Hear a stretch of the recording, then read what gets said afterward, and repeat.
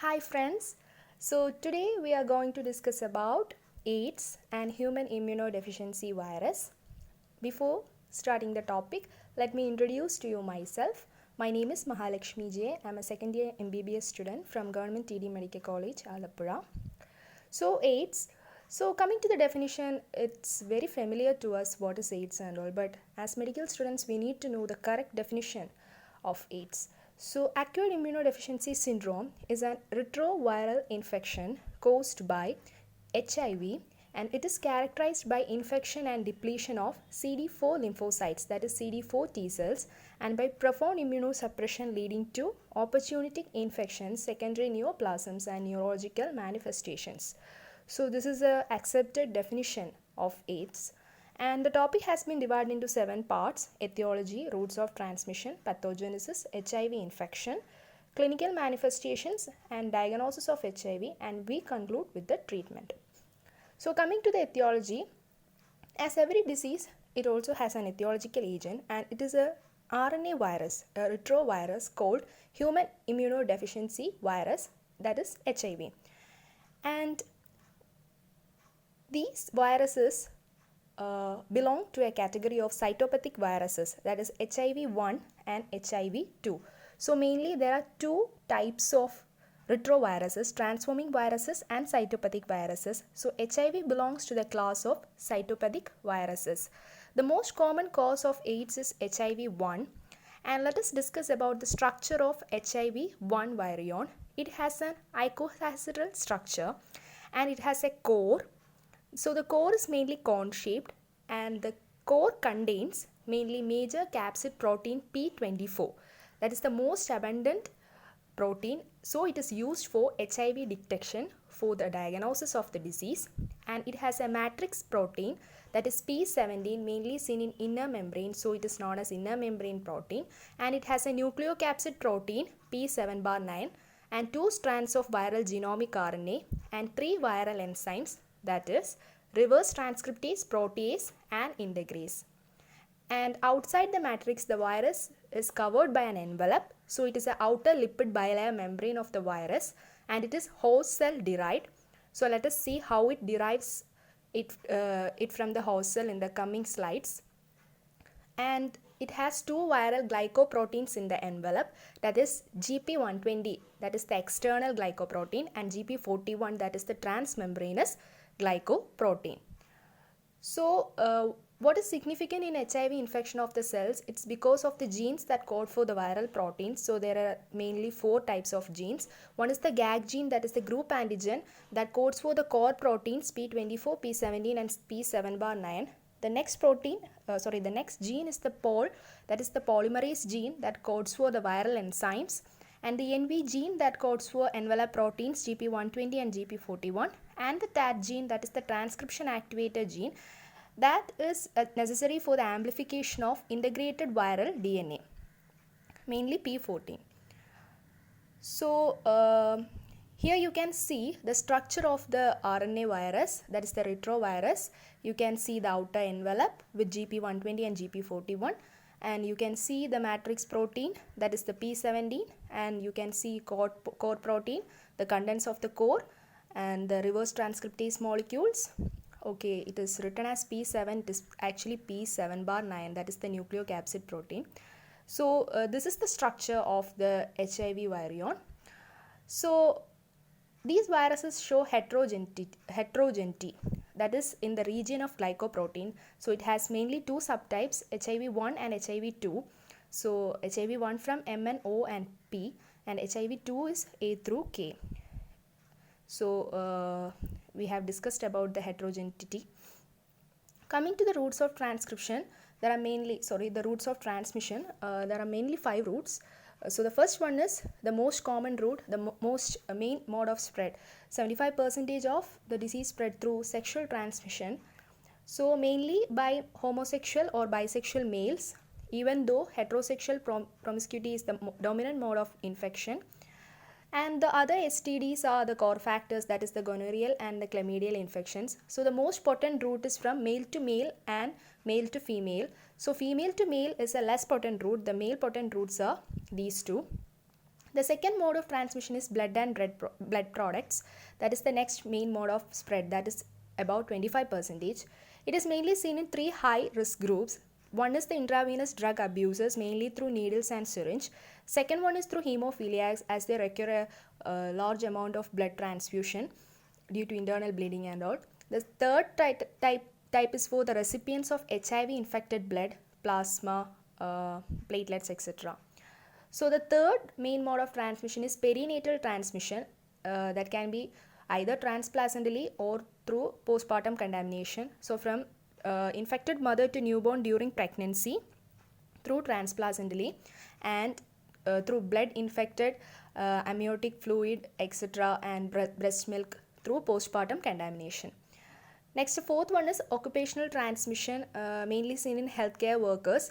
So through needle stick injury, the seroconversion rate is very small. If antiretroviral therapy is started 24 to 48 hours, the risk of seroconversion decreases further.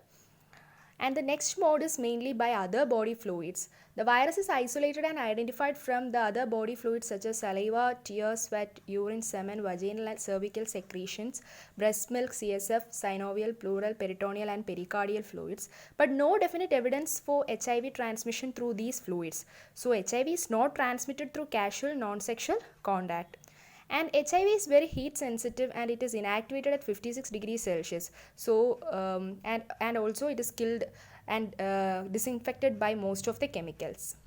So these are the main points and routes of transmission. Coming to the pathogenesis, we discuss the pathogenesis of AIDS under three main topics. First one is primary HIV infection through established persistent infection. Second one is destruction of immune system, and third one is HIV infection of CNS. So first one is primary infection through persistent infection. So how a primary infection of HIV get transformed into a persistent infection stage. So 8 stages are there. The first stage is the primary infection of mucosal surface. So the Langerhans cells or the dendritic cells seen in the mucosa and submucosa transfers the HIV from the mucosal surface to the CD4 T cells in the submucosa. And CD4 T cells are the place where these viruses replicate. So the primary target of HIV is always CD4 T cells. Second one is establishment of infection in gut. So it depletes CD4 memory cells mainly there, and also replication continues in the CD4 T cells.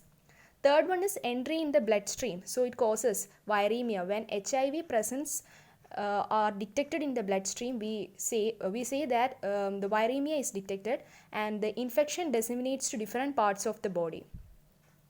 And how HIV specific host immune response takes place. So when HIV virus replicates inside the CD4 T cells, as you all know, our body, that is the host, will try to suppress the viral replication through host immune responses to restrict the viral infection. So the two responses are seen: the humoral immune response by the production of anti-HIV antibodies, and cell-mediated immune response by producing sensitized specific cytotoxic T cells, that is the CD8 T cells. Fifth one is accelerated viral replication or latent state. That is, during the latency, there is a competition between the host immune system and the virus.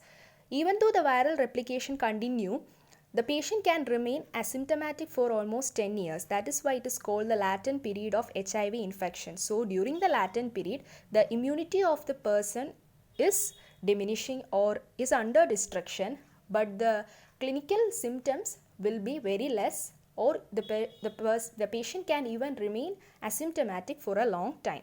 So this diagram shows the sequential events of the pathogenesis of HIV disease from the initial primary, that is the primary infection of mucosal surface, to the depleted lymphoid tissue, how the immune destruction takes place. And coming to the sixth point, the entrapment of virus in the lymphoid tissue, and it disrupts the architecture of lymph nodes and chronic persistence of infection, leading to the weakening of host defense, further depletion of CD4 T cells and depleted lymphoid tissue. So now the primary infection have been transferred into a chronic persistent infection. Coming to the second part, destruction of immune system, it is a long stage, so 11 stages. So there is always a selective tropism for CD4 plus receptor molecule for HIV virus. That is, the HIV always detects the CD4 receptor molecule. So how? The GP120, that is the glycoprotein in the envelope, has selective tropism for CD4 plus receptor. So CD4 plus receptor is mainly seen in helper T cells. Other than that, it is seen in monocytes, macrophages, Langerhans cells, etc. Mainly, the virus shows two tropism. One is M tropism, that is mainly for macrophages and monocytes and T cells. So it is mainly R5 strain. And T tropism, T tropism is only for T cells, that is mainly X4 strain. So there is always a conversion from M tropism to T tropism after the infection. So during the time of infection, there will be more M tropism cells. After that, most of the M tropism cells will, that is the M tropism virus, will convert to T tropism viruses. Second one is fusion and internalization. So the GP120 recognizes the CD4 receptor, and it is facilitated by cellular chemokine co-receptors such as CC4 and CC5. CC5 is the co-receptor seen in R5 strains. CC4 is the co-receptor seen in X4 strains. The penetration mainly occurs by the assistance of GP41, that is the transmembranous glycoprotein. After the virus gets inside the cell, the uncoating and viral DNA formation takes place. That is, reverse transcription occurs. So after that, a pre-integration complex is found. Before the process of integration, a pre-integration complex is formed. The pre-integration complex consists of viral RNA, enzymes and associated proteins. So how reverse transcription takes place? The viral RNA transcripts into a single-stranded DNA, and the single-stranded DNA with the help of DNA polymerase. So as single-stranded DNA as the template, it replicates to form a double-stranded DNA. It is a linear unintegrated double-stranded DNA. So there are mainly two host restriction factors for this. One is cytoplasmic TRIM5 and second one is ApoBec3. So host restriction factors means they prevent further progression from the pre-integration complex to the integration. So cytoplasmic TRIM5 is a host restriction factor that interacts with capsid proteins of retroviruses in general but fails to recognize HIV-1 capsid. And in case of ApoBec3, it is a cellular protein which may bind to HIV virion into the cytoplasm before it enters the host nucleus. But it fails to do so because ApoBec3, in the case of HIV virus, it is degraded by the viral protein VIF, that is the viral infectivity factor. So the fifth step is the integration of viral DNA. The viral DNA integrase helps the viral DNA to integrate with the host nuclear DNA. So at this stage, the HIV is known as HIV provirus. Then viral replication takes place. So the host cell DNA with the viral DNA transcripts for the viral RNA. So it is under the influence of the TAT gene. And viral particles fill the cytoplasm of host T cell. They release cytokines. So when the T cell release cytokines, more and more T helper cells get attracted to the infected HIV infected T cell. So it is a chance, or it facilitates for more and more infection. And coming to the 7th point, the latent period or the immune attack. The inactive HIV virus in infected T cell, it is in the provirus state. So the asymptomatic stage can last for a long time. As already discussed, it is a competition between the host immune system and viruses. Anti-HIV antibodies and CD8 sensitized cytotoxic T cells are seen in the serum of the patient, and virus overpowers the immune system as time passes. Coming to the 8th point, the budding and release of virions. So the replicated viral RNA, HIV proteins and enzymes assemble near the plasma membrane of the host cell. So the viral core get enveloped from host cell wall. That is why it is when we discussed about the envelope, it was told that the envelope is host cell derived. So this process is budding. Tetherine, it is a host protein that inhibit budding, but in the case of HIV, tetherine is inhibited by VPU, that is viral protein U. So here the budding and release of virion has takes place. So CD4 plus T cell depletion takes place. So it is the main event in the case of HIV. How the disease, how the condition of AIDS develops, it is because of the destruction of the immune system, mainly the T helper cells depletion. So high number of HIV, more T helper cell depletion takes place. So the possible mechanisms are, one is by the direct virus induced cytolysis, second one is loss of integrity of plasma membrane through the process of budding, third one is formation of syncytial giant cells and apoptosis. That is, the HIV infected CD4 T cells may fuse to form syncytial giant cells. Because of the abundant expression of GP120 and GP41 molecules bind more and more uninfected CD4 T cells. So syncytia are destined to die of apoptosis. Next one is release of pro-inflammatory cytokines, progressive destruction of lymphoid organs, and through indirect mechanisms like aberrant intracellular signaling, autoimmune destruction, T cell activation, cell death, etc. So next stage is to viral dissemination, viremia, again entry to lymphoid organs such as lymphoid tissues and other organs, and impact of HIV infection on other cells. So other than the T helper cells, the HIV also infects the antigen presenting cells in our body. So mainly monocytes, macrophages, follicular dendritic cells. Since the HIV infects the follicular dendritic cells, there will be a hyperplasia or proliferation of the follicular dendritic cells. That is why persistent lymphadenopathy can be seen in AIDS patients. And also persistent lymphadenopathy can be seen as a symptom even before other clinical symptoms appear. And these antigen presenting cells are not subjected to destruction as like CD4 T cells. They show decreased chemotaxis, phagocytosis, HLA class 2 expression, antigen presentation, etc. So overall the activity, the immune activity of the protection activity provided by the macrophages monocytes is decreased. Coming to the B cells, they are not infected because they have no receptor, that is the CD4 receptor is not present in the B cells, and no viral damage is caused. Even though no viral damage is caused, it shows a polyclonal B cell activation. That is why hypergammaglobulinemia is seen in patients with HIV infection. So the reasons for polyclonal B cell activation is HIV GP41 protein will increase B cell growth, and HIV infected macrophages release interleukins, mainly interleukin 6, which provide differentiation and growth of B cell. And also the HIV patients are more prone to get CBV and EBV, that is cytomegalovirus and Epstein-Barr virus infections. So during these are also factors that contribute for the polyclonal B cell activation. Coming to the NK cells, they are not infected and no viral damage is caused, but they have decreased function and decreased antigen dependent cytotoxic ADCC, that is antigen dependent cellular cytotoxicity, and also increased INKRs, that is INKRs are natural killer inhibitor receptors. So since their activity is increased, the action of NK cells is always inhibited. Then cytotoxic T cells, they show an increase in number from the acute infection state to the fully prone AIDS state. So that is why lymphocytosis of CD8 plus T cells is seen. So it leads to a reversal of CD4 CD8 cell ratio. Even though they show lymphocytosis, the qualitative activity, that is the quality of the CD8 cells, their function is decreased.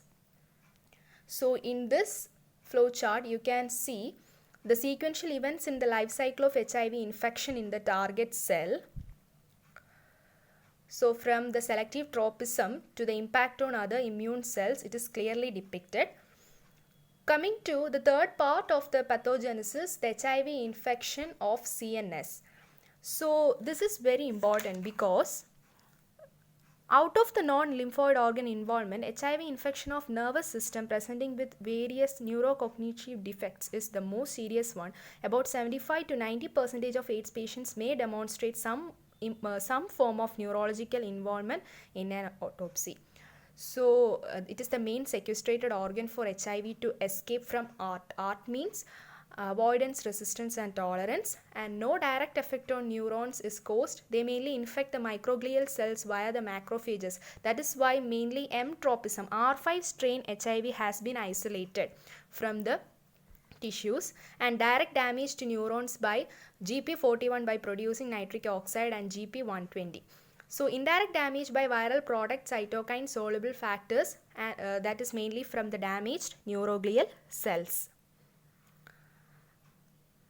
So now let us discuss about HIV infection. So HIV infection has mainly three phases. One is acute HIV syndrome, second one is middle chronic phase, and the third one is the fully blown AIDS, that is the final crisis phase.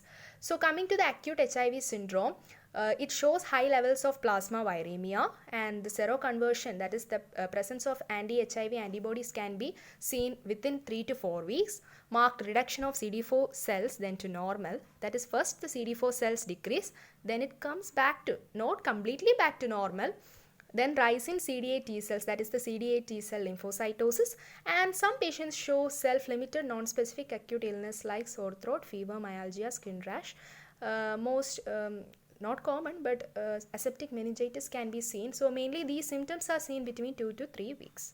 Coming to the middle chronic phase, the viremia continues, initially not high, but later it becomes high, and it is an asymptomatic latent stage, that is the competition between host immune system and virus. So clinically it is asymptomatic, but the patient, in the case of patient, the virus is replicating and it can continue up to 10 years. So the CD4 count, moderate fall in CD4 count, and CD8 cell lymphocytosis as the previous stage, and mild constitutional symptoms and persistent lymphadenopathy is seen.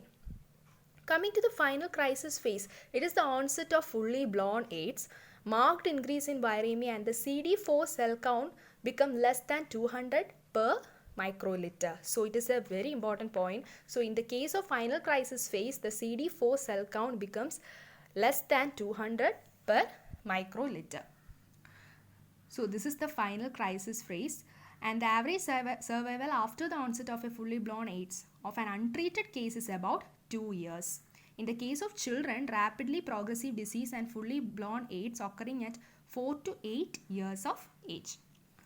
So the classification systems. So mainly the CDC has classified based on two parameters. One is based on the CD4 T cell count. So there is a mistake. It's actually CD4 T cell count.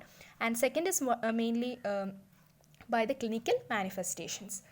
So based on CD4 T cell count, there are three stages: CDC stage 1, stage 2 and stage 3. Stage 1 is when the T cell count is greater than 500 microliter. Stage 2 is when the T cell count is between 200 to 499 microliter. CDC, that is the final stage when T cell count is very less than 200 microliter. So based on the clinical manifestations, AIDS is classified into category A, B and C. So category A is an asymptomatic case with persistent generalized lymphadenopathy and acute HIV syndrome. Mainly falls in category A. So category A can be three subtypes, that is A1, A2 and A3 based on the T cell count. Category B is a symptomatic case. Conditions secondary impaired to the cell-mediated immunity can be seen, such as diarrhea lasting greater than 1 month, bacillary angiomatosis, mucosal candidiasis, fever, peripheral neuropathy, ITP, leukoplakia, etc. And so the B also can be divided into three subtypes, B1, B2 and B3. And category C, it is a AIDS surveillance case. AIDS indicator conditions are seen. That is mainly the mycobacterial infection, that is tuberculosis by Mycobacterium avium intracellularly, fungal infections like histoplasmosis, parasitic infections like pneumocystis jirovecii pneumonia, malnutrition, wasting of muscles. So these are some of the AIDS surveillance, AIDS indicator conditions. Revised parameters for pediatric HIV classification has also introduced, in which age adjusted CD4 T cell counts are given.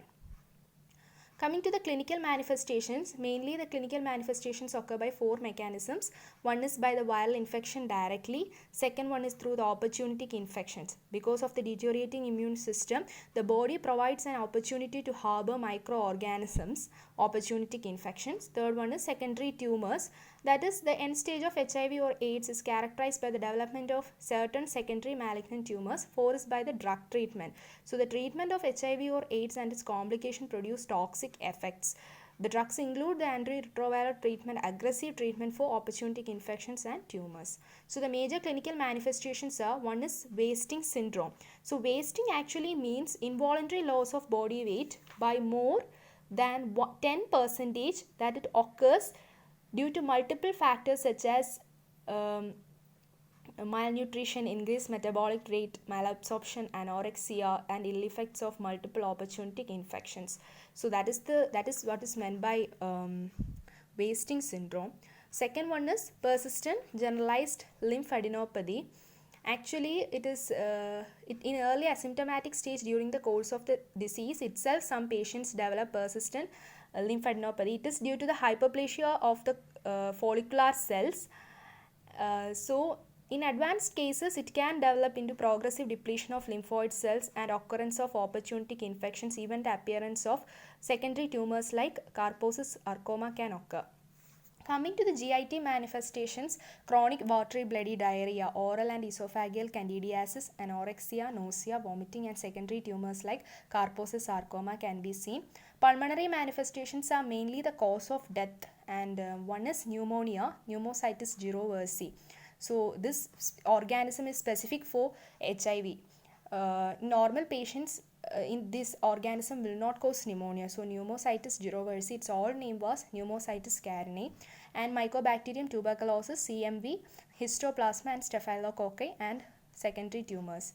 Mucocutaneous consists of erytheromatous rash, so it is an early sign, and allergic and other infections, neoplasms. Hematological manifestations consist of anemia, leukopenia, thrombocytopenia due to bone marrow suppression. The CNS manifestations can be inflammatory, demyelinating, and degenerative conditions. So, the HIV encephalopathy or the AIDS associated dementia complex is an AIDS defining condition and manifests clinically with deteriorating neurocognitive symptoms. So it is commonly called as HAND. HAND means HIV associated neurocognitive disorder. And other pathological lesions in HIV AIDS are the meningitis, mainly caused by tuberculosis and cryptococcal, and demyelinating lesions of spinal cord and peripheral neuropathy, and also lymphoma of the brain. Coming to the gynecological manifestations, vaginitis, cervical dysplasia, CA cervix, and pelvic inflammatory disease. The renal manifestations consist of HIV-associated nephropathy and pyelonephritis, hepatobiliary manifestations, co-infection with hepatitis B and C, drug-induced hepatic injury, steatosis, granulomatous hepatitis. So CVS, it is mainly HIV-associated cardiomyopathy which leads to pericardial effusion, lymphoma, and Kaposi sarcoma can occur. Ophthalmic manifestations are CMV, retinitis, HIV retinopathy, and secondary tumors. Musculoskeletal manifestations is osteoporosis, osteopenia, arthropathies, osteomyelitis, poliomyositis, etc. And in endocrine manifestations, there is a syndrome of lipidystrophy, that is a buffalo hump, hyperinsulinemia, hyperglycemia, hypogonadism, and abnormality in thyroid and ADH function. So in case of pediatric, the clinical manifestations are more rapid and which leads to the slowing of development of the growth of the child. So this picture mainly shows the secondary opportunistic infections, major clinical manifestations we already discussed, and secondary neoplasms and neurological disease. So coming to the secondary infections, there are mainly fungal, viral, bacterial, and protozoal infections. So fungal infections mainly candidiasis, cryptococcosis, pneumocystis jirovecii causing pneumonia, coccidioidomycosis, histoplasmosis, and nocardial infections. Viral infections mainly by CMV, EBV, and human papillomavirus, and herpes infections caused by simplex 1 and simplex 2. Bacterial infections mainly mycobacteriosis and M. tuberculosis, and Mycobacterium avium intracellular, and nocardiasis and salmonellosis. Coming to protozoal and helminthic infections, toxoplasmosis, mainly the CNS manifestations of toxoplasmosis is mainly seen in HIV patients, and giardiasis, amoebiasis, cryptosporidiosis, etc.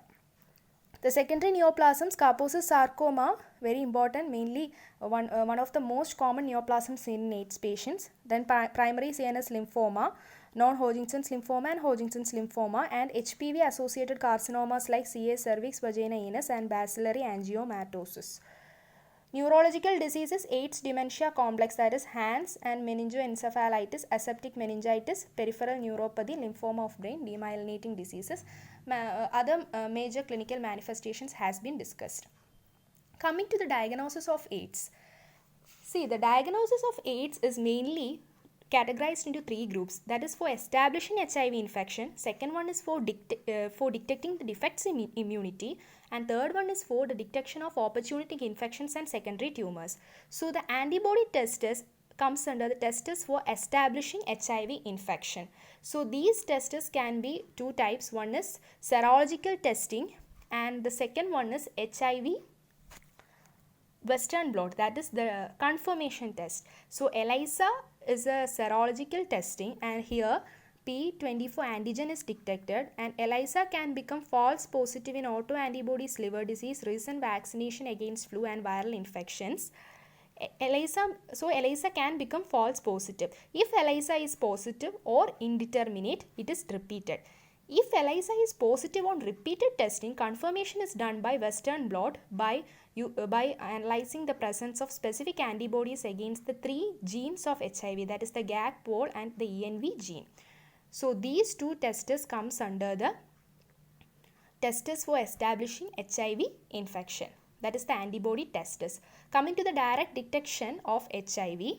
So here you can see the direct detection of HIV is mainly by P24 antigen capture assay, HIV RNA detection methods that are RT-PCR, branched DNA, transcription mediated amplification and nucleoscan, that is nucleic acid sequence based amplification, DNA PCR by amplification of proviral DNA and culture of HIV from blood monocytes and in neoplastic T cell lines. So these are the main direct detection of HIV. That is here the antigen is detected and for the first testers, that is in ELISA and Western blot, the antibody against the antigen is detected. Coming to testers for defects in immunity, CD4 T cell count, that is progressive fall in number of CD4 T cells, is a paramount importance in its diagnosis and categorizing the disease into the CDC categories because it is a parameter. And CD8 plus T cell count, that is the lymphocytosis of CD8 plus T cell. And the ratio of CD4 plus T cell and CD8 plus T cell is reversed. Lymphopenia is also diagnosed, tested, hypergamma-globulinemia and increased B2 microglobin level and platelet count, thrombocytopenia, decrease in platelet count is also looked for. Coming to the testers for detection of opportunistic infection and secondary tumors, FNAC, that is fine needle aspiration cytology, exfoliative cytology and biopsy is taken based on the opportunistic infections. So that's all about the diagnosis of HIV AIDS. So coming to the last topic, that is treatment. Actually it is not important in case of pathology, but I have added some points. That is antiretroviral therapy is the treatment for AIDS and there is no vaccination till date for this particular disease. And antiretroviral therapy known as ART2 is used to bring down the viral levels to the undetectable levels and to ensure the reconstitution of CD4 T cell count above 200 per cm. And here you can see the drugs that are used in ART. Mainly there are two types of drugs. One is reverse transcriptase inhibitors, RTI, and PI, protease inhibitors. So RTI is again classified to 3, that is nucleoside reverse transcriptase inhibitors, example zidovudine, didanosine, salcitabine, etc. And non-nucleoside RTAs, that is nevirapine, delavirapine and efavirenz, etc. And nucleotide RTI, tenofovir. Coming to protease inhibitors, the examples are lopinavir, atazanavir, nelfinavir, indinavir, ritonavir, saquinavir, etc. So then one more type of inhibitor is there, that is an entry fusion inhibitor, that is T20. So these are the currently available antiretroviral drugs and several new drugs are in the process of development. So that's all about AIDS. So it's a very important topic for our pathology exams and it has been asked as essay also for many times, and also mainly how HIV virus infects other immune cells other than CD4 T cells has been asked, and the clinical manifestations of this disease is also important, and also the pathogenicity, routes of transmission. So everything is important, not only in pathology, even in microbiology, pharmacology, everywhere this is very important topic. So I hope this presentation has helped you to understand about this topic, and thank you. Stay safe. Bye.